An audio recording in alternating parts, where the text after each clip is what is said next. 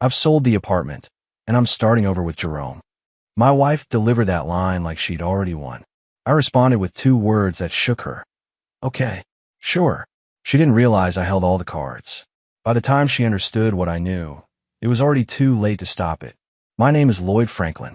I'm 52 years old, and for the past 19 years, I've worked as a supply chain optimization specialist. It's not glamorous work, but it's steady, well-paid, and it keeps me traveling about twice a month. I consult for manufacturing companies across the Southeast, helping them streamline their logistics. Good money, respectable reputation, the kind of career that bought us a nice condo in Charlotte and put 2 kids through college. Claire and I married 24 years ago.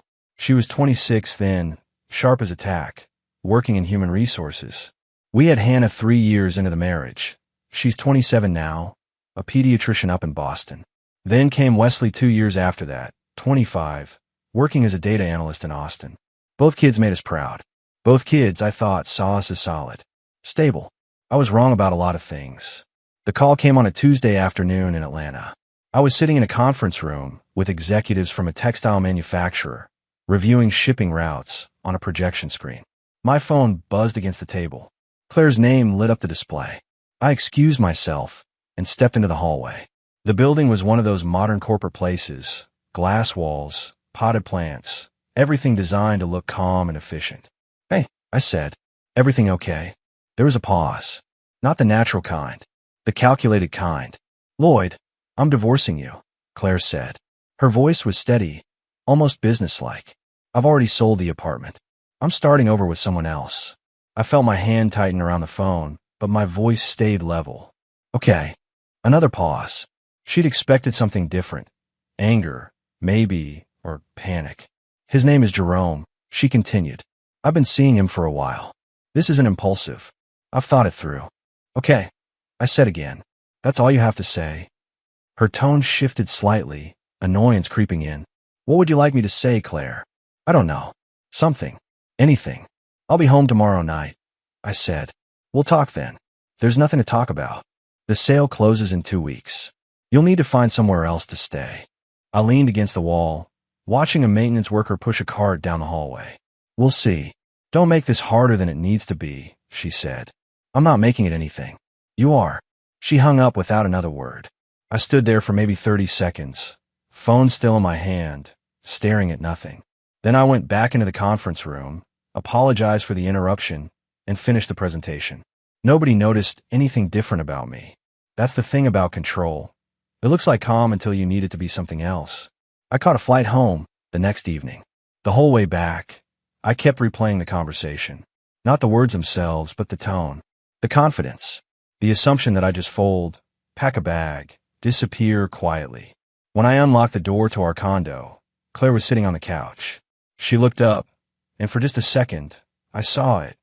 That smug little smile, the one that said she'd already won. But when she saw my face, when she saw I wasn't rattled or broken or begging, that smile flickered.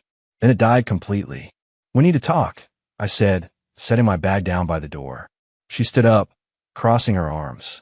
I told you, there's nothing to discuss. It's done. You sold our apartment, I said calmly. That's interesting.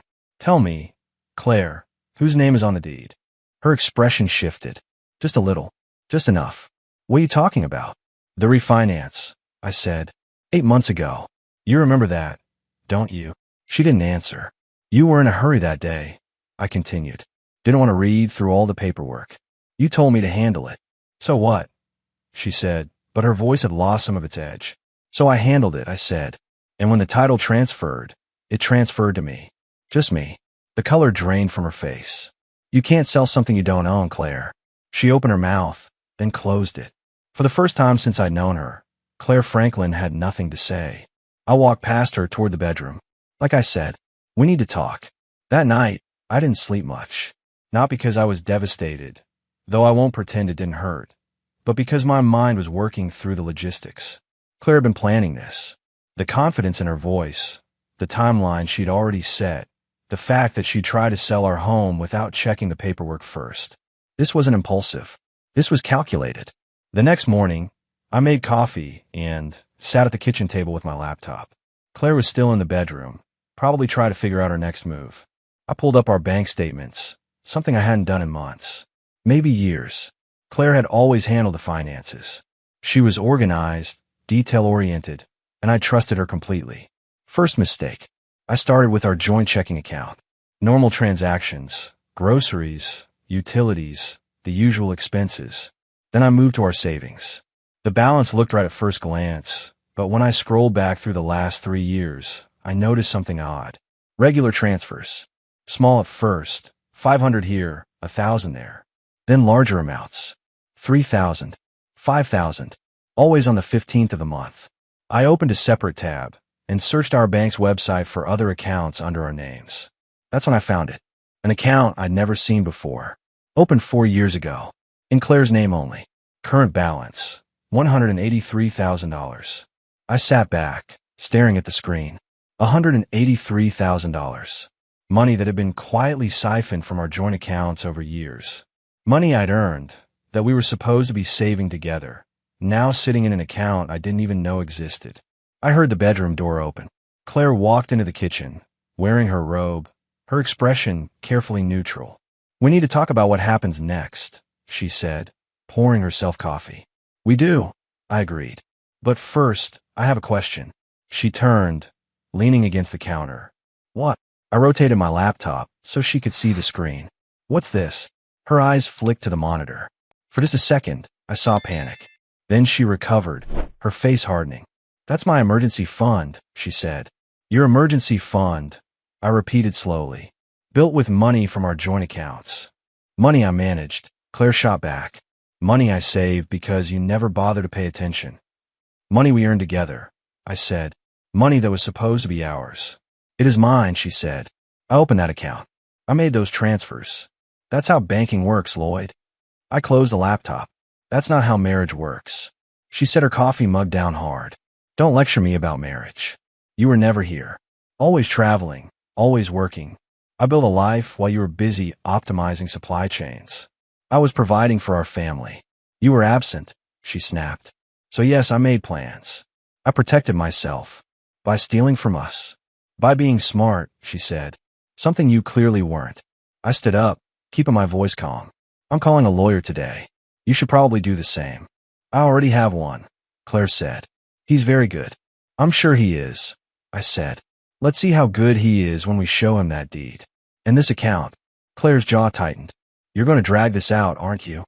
"I'm going to make sure it's fair," I said. "There's a difference." She grabbed her phone off the counter and walked out of the kitchen. I heard the bedroom door slam. I sat back down and pulled up my contacts. Angela Torres had handled legal work for my company before. Sharp, thorough, no nonsense. I dialed her number. She answered on the third ring. "Lloyd Franklin. It's been a while."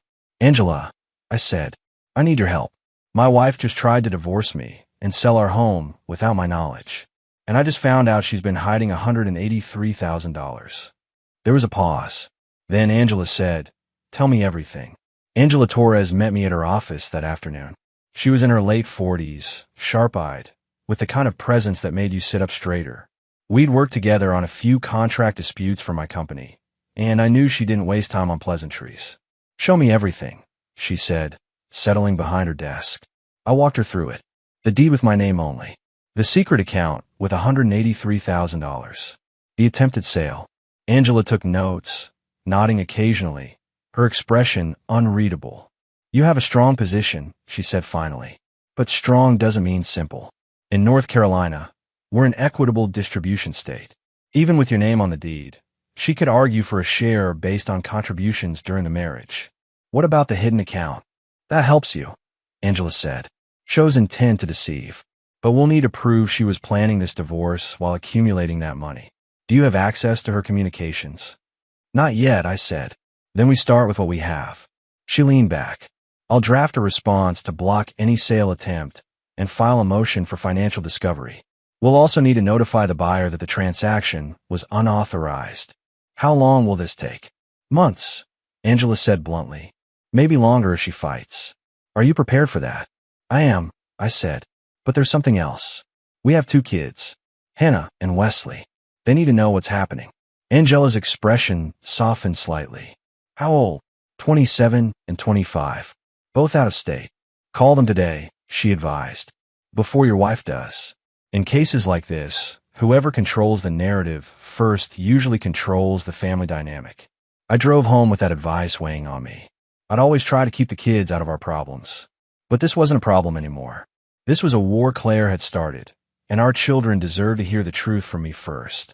That evening, I called Hannah. She answered on the second ring, her voice bright. Dad, how are you? I need to talk to you about something important, I said. Your mother and I are getting divorced. Silence. Then what? When did this happen? She told me 2 days ago, while I was in Atlanta. She said she's been seeing someone named Jerome and that she'd already sold our condo. She sold your home. Hannah's voice shifted, sharpening. Without telling you. She tried to. But the deed's in my name only. She didn't realize that. Dad, that's insane. Why would she? Hannah stopped. Wait, how long has this been going on? I don't know yet. But I found out she's been hiding money. A lot of it. Over $180,000 in a secret account. Oh my God. Hannah breathed. Does Wesley know? I'm calling him next. But Hannah, I need you to understand something. Your mother is going to have her version of this story. She's going to say I was never around, that I neglected her. Some of that might even be true. But what she did, the lying, the hiding money, trying to sell our home without my knowledge, that's not on me. I believe you, Dad, Hannah said quietly. I've noticed changes in Mom over the past few years. She's been different, distant. I thought it was just stress. It was planning, I said. After I hung up with Hannah, I called Wesley. The conversation was harder. Wesley had always been closer to his mother, always defended her when Hannah and I disagreed with her decisions. Dad, I don't understand, Wesley said after I explained. Mom wouldn't just do this out of nowhere. What did you do? That stung. What did I do? You're always traveling, Wesley said. Always working. Maybe she got tired of being alone. Being alone doesn't justify lying, I said. Or stealing. Stealing? Come on, Dad. That's dramatic. She hid $183,000. Wesley. Money from our joint accounts. Money I earned. Money we were supposed to share.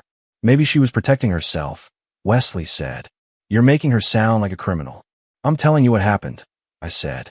Believe what you want. But when this goes to court, the facts won't care about feelings. Court.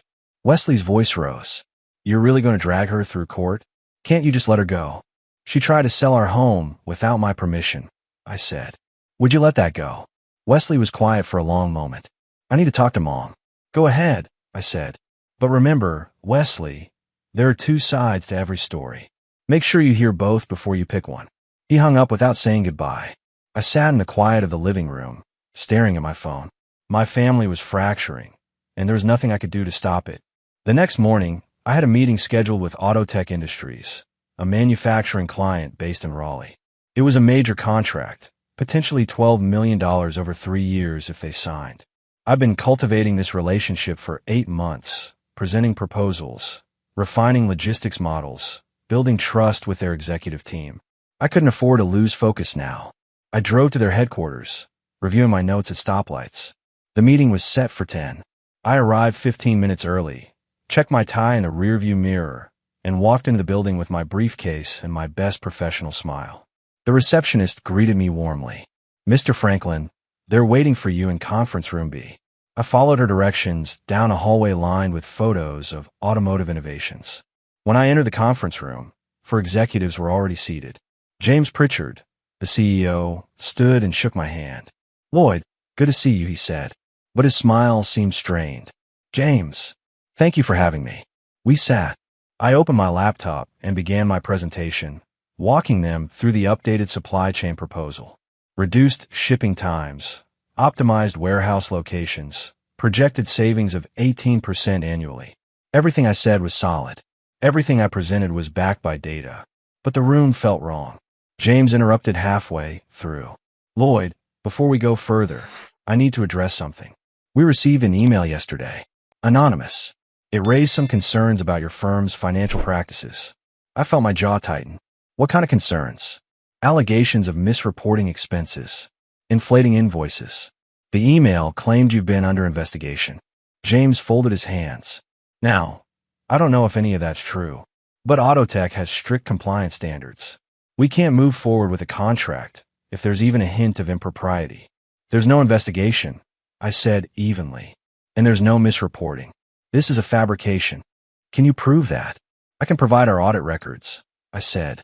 Our financials are clean. We're bonded and insured. Whoever sent that email is trying to sabotage this deal. James exchanged glances with the other executives. We like to believe you, Lloyd. But until we can verify there's no truth to these allegations, we're putting the contract on hold. On hold, I repeated. Temporarily, James said. Give us 2 weeks. Clear this up, and we'll move forward. I closed my laptop slowly. I understand. I'll have documentation to you by the end of the week. I shook hands with each of them, maintaining eye contact, keeping my expression calm. But inside, I was furious. I knew exactly who'd sent that email. Back in my car, I called Angela. Claire's sabotaging my business. Tell me what happened.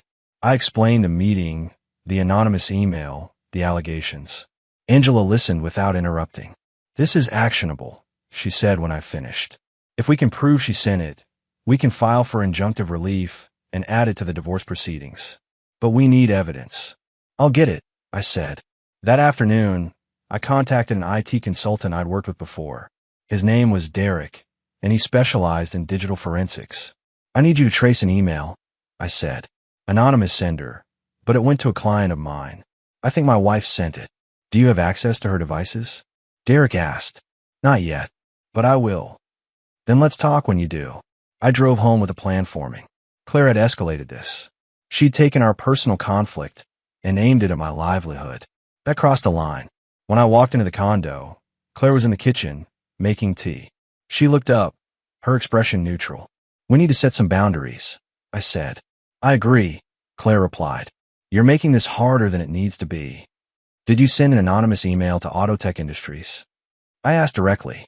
Her face didn't change, but her hand paused on the kettle. I don't know what you're talking about. Someone sent them allegations about financial misconduct. It nearly cost me a $12 million contract. Maybe they're doing due diligence, Claire said. That's not my problem. If I find out you did this, I said quietly, I will make sure it's part of the legal record. Sabotaging my business isn't just unethical, Claire. It's illegal. She set the kettle down. Are you threatening me? I'm warning you, I said. Keep this between us. Leave my work out of it. Or what? Or I'll stop being reasonable, I said. Claire smiled, cold and sharp. You were never reasonable, Lloyd. You were just passive. I walked out of the kitchen before I said something I'd regret. She declared war, and I was done pretending it was anything else. 3 days after the Autotech meeting, I received a letter from the IRS. Official letterhead, return receipt requested, the kind of envelope that makes your stomach drop before you even open it. I sat at the kitchen table and read it twice. Notice of audit. My personal and business tax returns for the past 3 years. Estimated timeline, 60 to 90 days. Contact information for the assigned agent enclosed. I called Angela immediately. I just got audited. When did the notice arrive? Today. They're reviewing 3 years of returns. Personal and business. Angela was quiet for a moment. That's not Randall Lloyd. Someone filed a tip. The IRS doesn't just audit without cause. Claire, I said. Probably. Can they find anything? No, I said. My returns are clean. I use a CPA. Everything's documented. But it's going to cost me time and money I don't have right now. Document everything, Angela said. Every expense related to this audit. If we can prove she filed a false report, we can pursue damages. That afternoon, I called my CPA, Robert Huang. He'd been handling my taxes for 15 years and knew my finances better than I did. Lloyd, I just saw the notice, Robert said. I'm already pulling files. Don't worry. Your returns are solid. How long will this take? If we're organized? 6 weeks, maybe 2 months. But we'll need to provide documentation for every deduction, every business expense, every transaction over $5,000. Whatever it takes, I said. I spent the evening in my home office, pulling bank statements, receipts, travel logs. 3 years of paperwork spread across the desk. Claire walked past once, glanced in, said nothing. The next day, I got a call from James Pritchard at Autotech. Lloyd, we need to talk. My chest tightened. What's going on? We received another email. Same anonymous sender. This one claims you're under IRS investigation. I'm being audited, I said carefully. That's not the same as being investigated. Audits happen. They're routine. Are they? James asked. Because the email specifically mentioned fraud, unreported income, false deductions. All false, I said. James, someone is deliberately trying to sabotage this deal. Someone who knows enough about my personal situation to weaponize it. Who would do that? My wife, I said. We're going through a difficult divorce. She's been escalating. James was quiet for a moment. I'm sorry to hear that. But Lloyd, I have to be honest, this is creating problems for us. Our board is getting nervous. They're asking questions about due diligence. Give me 2 weeks, I said. My CPA is already working with the IRS. I'll have documentation showing my returns are clean. 2 weeks, James said. But Lloyd, if anything else comes up. It won't, I said. After I hung up, I sat staring at my phone. Claire wasn't just attacking me. She was systematically dismantling my professional life. That evening, I confronted her. She was in the bedroom, packing clothes into boxes. The IRS audit, I said. You filed the tip. Claire didn't look up. I have no idea what you're talking about. And the second email to Autotech. You sent that too. Prove it, she said, folding a sweater. I will, I said. And when I do, it's going in front of a judge. She finally looked at me. You think you're so smart, Lloyd. You think having your name on that deed makes you untouchable. But you're not. You're vulnerable. And I know exactly where to apply pressure. This isn't about the divorce anymore, I said. This is about destroying me. No, Claire said calmly. This is about making sure I get what I deserve. You want to play hardball? Fine. But don't act surprised when I swing back. You're willing to commit fraud to hurt me. I'm willing to do whatever it takes, she said. You should have just let me go, Lloyd. You should have signed the papers and walked away. But you had to be difficult. You had to fight. You tried to steal from me, I said. What did you expect? Claire smiled. I expected you to roll over like you always do. Turns out I was wrong about you. That's disappointing. She turned back to her packing, dismissing me. I walked out, my hands shaking. Not from fear. From rage, I was working very hard to control. The next morning, I did something I'd been avoiding. I went into Claire's home office while she was out. Her laptop was sitting on the desk, closed but not locked away. I opened it. Password protected. I tried our anniversary. Nothing. Hannah's birthday. Nothing. Then I tried something simpler. Wesley's birthday, followed by our wedding year. The screen unlocked. I opened her email. Searched for Autotech. Found the draft folder. There it was. The anonymous email sent to James Pritchard. Dated 3 days ago. Claims about financial misconduct, inflated invoices, pending investigations. Every word designed to undermine my credibility. I took photos with my phone. Then I searched for IRS. Found correspondence with a private investigator named Todd Brenner. Messages discussing filing a credible tip and creating documentation to support claims. I photographed everything. Then I noticed something else. Email threads between Claire and Jerome going back 40 months. Not 3 years. 40 months. Almost 3.5 years. I opened the earliest message. I can't stop thinking about you. When can we meet again? Jerome's response. Friday. Same hotel. I'll make sure we have the suite. I scrolled through months of messages. Hotel reservations. Dinner plans. Explicit messages I didn't want to read, but forced myself to document. References to that idiot husband, and once the money secured. There was a spreadsheet attached to one email. Labeled exit plan. It detailed the secret account, monthly transfer amounts, projected balance at 18 months, 24 months, 36 months. The final projected total, $185,000. They've been planning this for years. Every detail calculated. Every step mapped out. I photographed everything, then closed the laptop and left the office exactly as I'd found it. That afternoon, I met Angela at her office and showed her the photos. She scrolled through them slowly, her expression hardening. This is more than I expected. The emails to Autotech, the coordination with a PI for the IRS tip. That's tortious interference and fraud. The affair timeline proves premeditation. And this spreadsheet, it shows intent, I said. It shows conspiracy, Angela corrected. Lloyd, this changes everything. With this evidence, we can go on the offensive. We can pursue damages, seek sanctions against her attorney if he knew about any of this, and potentially even file criminal complaints. I don't want revenge, I said. I want her to stop. Then we use this as leverage, Angela said. We show her we have it. We make it clear that if she continues attacking her business, we go public with everything. Will that work? With someone rational? Yes. With Claire? Angela shrugged. We'll find out. That evening, I got a call from Derek, the IT consultant. I traced the IP address from those emails to Autotech. They originated from your home network. Can you document that? Already done. I'll send you a report. I thanked him and hung up. Then I called Wesley. He'd been distant since our last conversation, and I needed to try one more time. Dad, he answered, his tone guarded. I need you to listen to something, I said. Your mother has been having an affair with Jerome for over 3 years. She's been planning this divorce the entire time. She created a spreadsheet tracking the money she was hiding. And she's been actively trying to destroy my business by sending false reports to my clients and the IRS. Dad, I have proof, Wesley. Emails, bank records, a documented timeline. Your mother isn't the victim here. She's been orchestrating this for years. Wesley was quiet. Why are you telling me this? Because you're my son, I said. And because I need you to understand that whatever she's told you, whatever story she spun, it's not the whole truth. Send me the proof. Wesley said finally. Are you sure? Yeah, he said quietly. I'm sure. I sent him the photos. All of them. 10 minutes later, my phone rang. It was Wesley. His voice was different, shaken.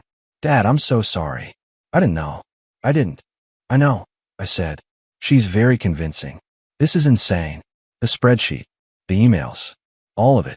I'm not trying to turn you against your mother, I said. But I won't let her destroy me without showing you the truth. What are you going to do? What I have to, I said. Protect myself. Protect my business. And make sure she doesn't get away with fraud. After we hung up, I sat in the quiet, feeling something shift. My son believed me now. My daughter had believed me from the start. And I had evidence that would end this. Claire had underestimated me. She wouldn't make that mistake again. 2 days after I showed Wesley the evidence, something unexpected happened. Nicole Grant called me. Nicole was a colleague from Southeastern Logistics, a woman I'd worked with on a few projects over the years. She was 48, recently divorced, professional, attractive. We'd always maintained appropriate boundaries, cordial but distant. Lloyd, she said when I answered, I heard about your situation. I'm sorry. News travels fast, I said. Charlotte's not that big a city, Nicole replied. Listen, I know this is probably awkward timing, but would you want to grab coffee? Just to talk. I went through a rough divorce 2 years ago. Sometimes it helps to talk to someone who understands. I hesitated. Nicole, I appreciate the offer, but I'm not really in the space for socializing right now. It's just coffee, she said. No pressure. I promise. Something in her tone felt off. Too casual. Too perfectly timed. But I couldn't put my finger on why. Let me think about it, I said. Of course. Just let me know. After we hung up, I sat staring at my phone. Then I called Angela. I just got a call from a female colleague, I said, asking me to coffee. Says she wants to talk about my divorce. Do you normally socialize with this colleague? Angela asked. No. We're friendly, but not friends. And the timing strikes you as odd. Very, I said. Don't go, Angela said immediately. Or if you do, make sure you're in a public place and document everything. Lloyd, if your wife is as calculated as we think, she might be setting you up. Setting me up how? Affair allegations, Angela said. If she can claim you've been unfaithful, it strengthens her position. Takes focus off her behavior. Even if it's false, the accusation alone creates problems. That evening, Nicole called again. Hey, did you think about coffee? I did, I said, but I'm going to pass. I appreciate the offer, though. Oh, she sounded genuinely disappointed. Are you sure? It's really just friendly support. I'm sure, I said. But thank you. Well, if you change your mind, let me know. After the call, I sat thinking. Then I did something that felt paranoid but necessary. I called Derek, my IT consultant. I need you to check something, I said. A colleague named Nicole Grant contacted me out of nowhere, asking me to meet for coffee. Can you see if there's any connection between her and my wife? What kind of connection? Financial, communications, anything. Give me her full name and phone number, Derek said. 2 days later, Derek called back. Lloyd, you're going to want to hear this. I found a payment from your wife to Nicole Grant. $5,000. Transferred 3 weeks ago through Venmo. The note says consulting services. My chest tightened. Consulting services. There's more, Derek said. Text messages between them. Your wife asked Nicole to get close to you, to document any inappropriate behavior. She specifically mentioned trying to catch you in a compromising position. How did you get text messages? Let's just say Nicole wasn't as careful with her digital security as she should have been, Derek said. I can document everything, but we should probably bring your lawyer in on this. I immediately called Angela and explained what Derek found. That's witness tampering and attempted fraud, Angela said. Lloyd, this is serious. Your wife literally tried to hire someone to entrap you. What do? We document everything Derek found, and we use it. If Claire's attorney knew about this, we can file for sanctions.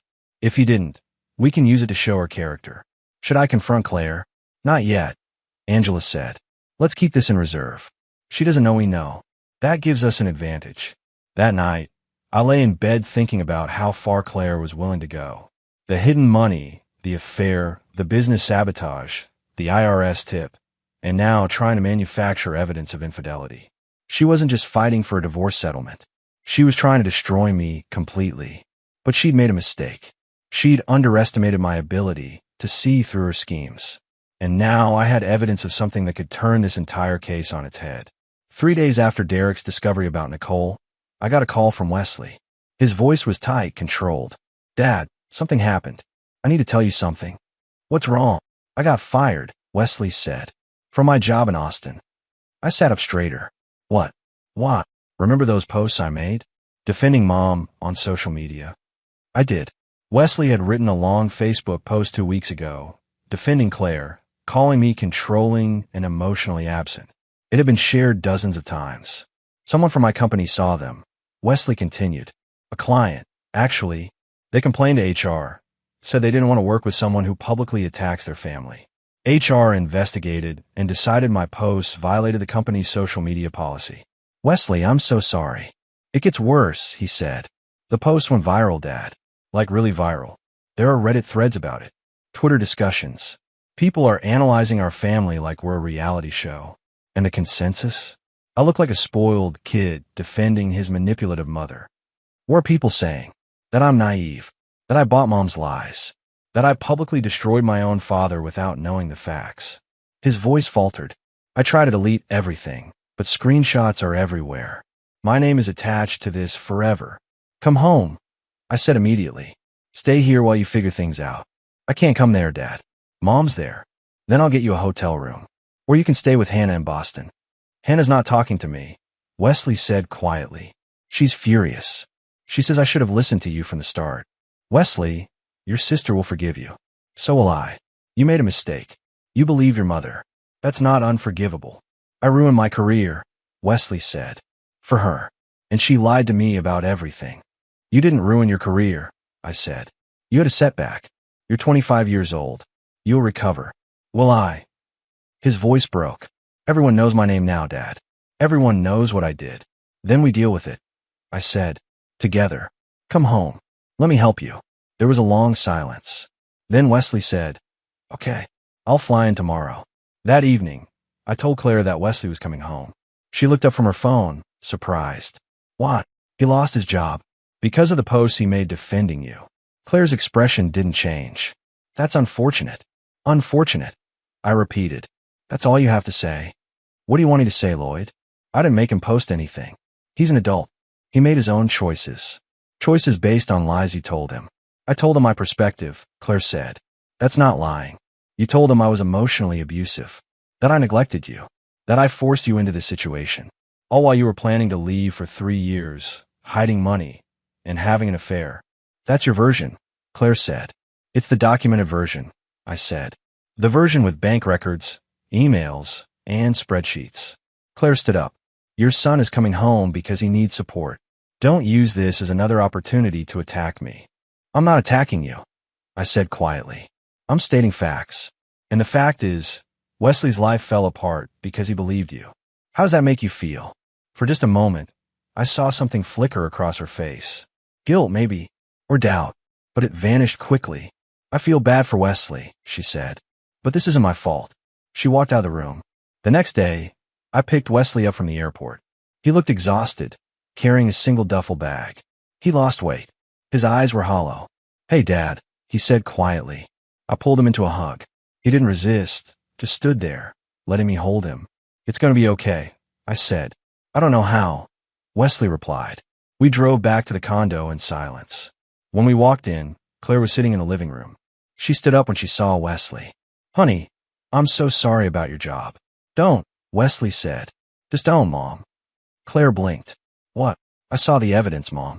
All of it. The affair timeline. The spreadsheet. The emails to Dad's clients. I know what you did." "Wesley, your father is manipulating." "Stop," Wesley said, his voice harder than I'd ever heard it. "I defended you. I lost my job defending you. And you lied to me. About everything. That's not fair, isn't it?" Wesley set his bag down. "You told me Dad was the problem. That he ignored you. That he forced you into this. But you were planning to leave for years. You were stealing money. You were destroying his business. And I believed you because I'm your son and I wanted to trust you." Claire's face went pale. "Wesley, I'm staying here until I figure out my next move," Wesley said. "But don't expect me to take your side anymore. I'm done being your weapon." He walked past her toward the guest room. Claire stood frozen, staring after him. Then she looked at me. For the first time since this started, she looked shaken. "You turned my son against me," she said. "No," I replied. "You did that yourself." The mediation had failed. Claire's attorney, Richard Nolan, had tried to negotiate a settlement, but Angela and I had refused to compromise. Not when we had everything documented. Not when Claire was still actively trying to sabotage my business. So we ended up in court. Superior Court, Mecklenburg County. Judge Patricia Winters presiding. The courtroom was smaller than I'd imagined, wood-paneled and formal. Claire sat at the defendant's table with Richard, wearing a conservative blue dress, her hair pulled back. She looked composed, but I could see tension in her shoulders. Hannah and Wesley sat in the gallery behind me. Both had flown in to support me. That meant something. Judge Winters reviewed the case summary, then looked up. "This appears to be a contested divorce with significant financial disputes. Mr. Nolan, you may begin." Richard stood. "Your Honor, my client seeks an equitable distribution of marital assets. While the deed to the marital home is solely in Mr. Franklin's name, Mrs. Franklin contributed to the household for 24 years. She managed finances, maintained the home, and supported Mr. Franklin's career. She's entitled to compensation for those contributions. Mr. Franklin was also unaware that the deed was solely in his name," Richard continued. "The transfer occurred during a refinance that Mrs. Franklin understood to be routine. There was no intent to deceive." Judge Winters turned to Angela. "Ms. Torres."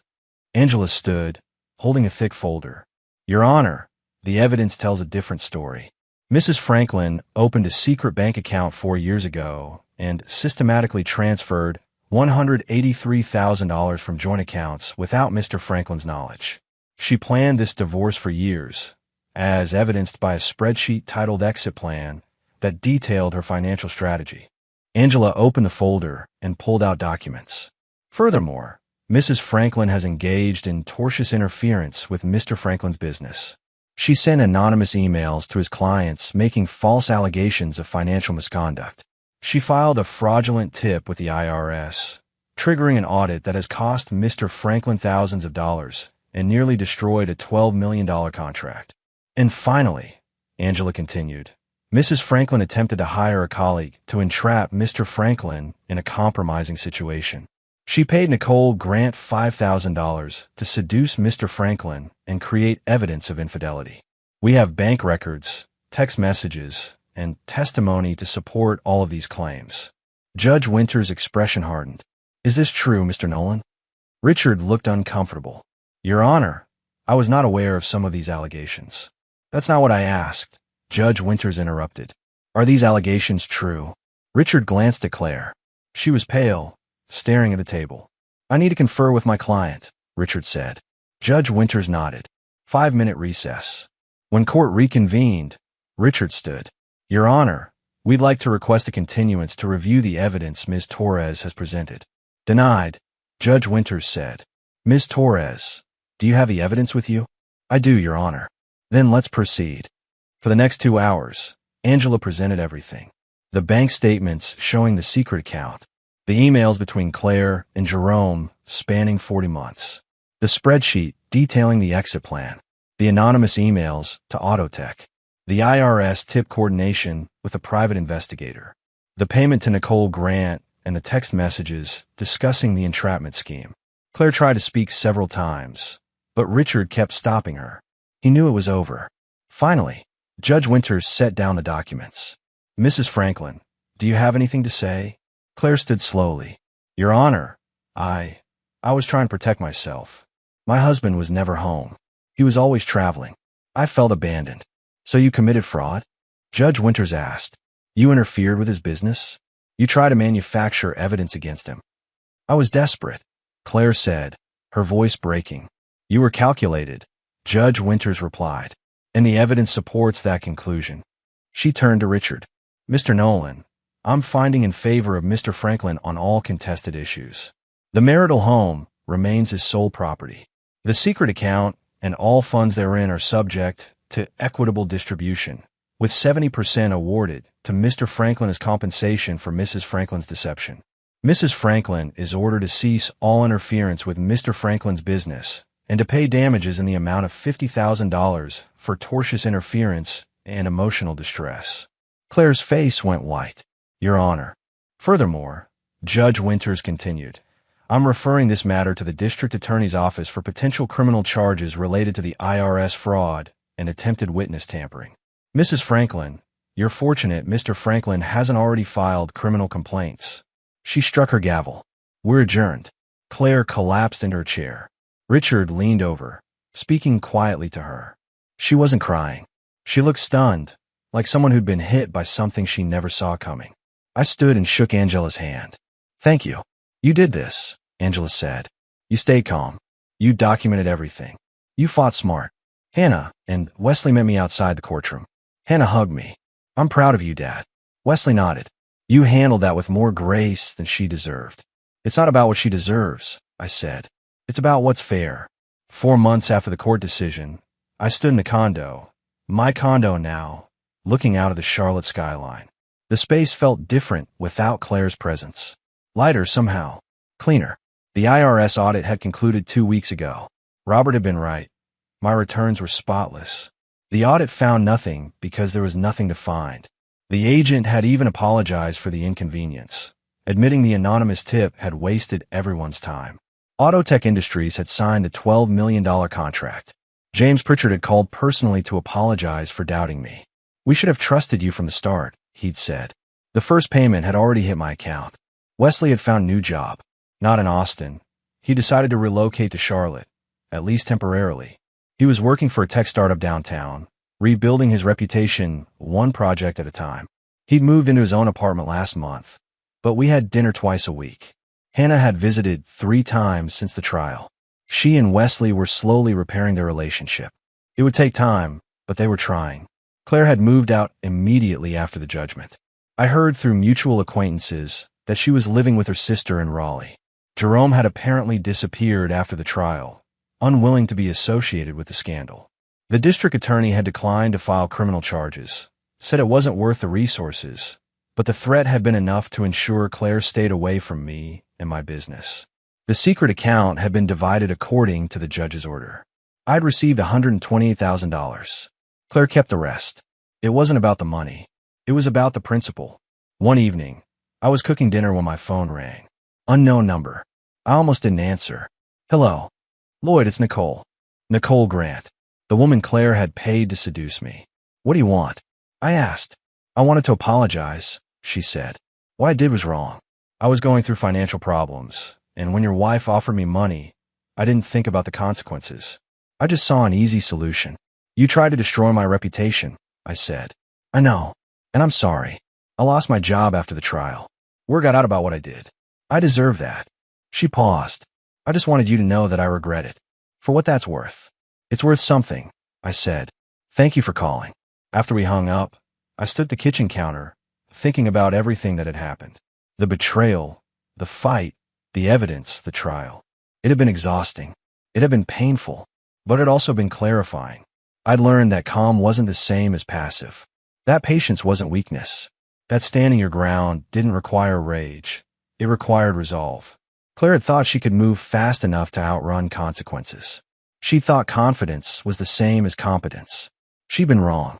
A week later, I met with a real estate agent. Not to sell the condo. That was mine, legally and emotionally. But to look at investment properties. I had capital now. I had stability. I had the freedom to build something new. That evening, I had dinner with Hannah and Wesley. We sat at a restaurant downtown, talking about their lives, their futures, their hopes. Not about the divorce. Not about their mother. About what came next. You seem different, Dad, Hannah said. Lighter. I feel different, I said. Like I can breathe again. Wesley nodded. You stood up for yourself. A lot of people wouldn't have done that. I didn't have a choice, I said. Sometimes standing still is the same as falling backward. When I got home that night, I stood on the balcony, looking out at the city lights. The air was cool, fall settling into Charlotte. Somewhere out there, Claire was living with the consequences of her choices. Somewhere out there, Jerome had moved on to his next target. But here, in this space, I had clarity. I had peace.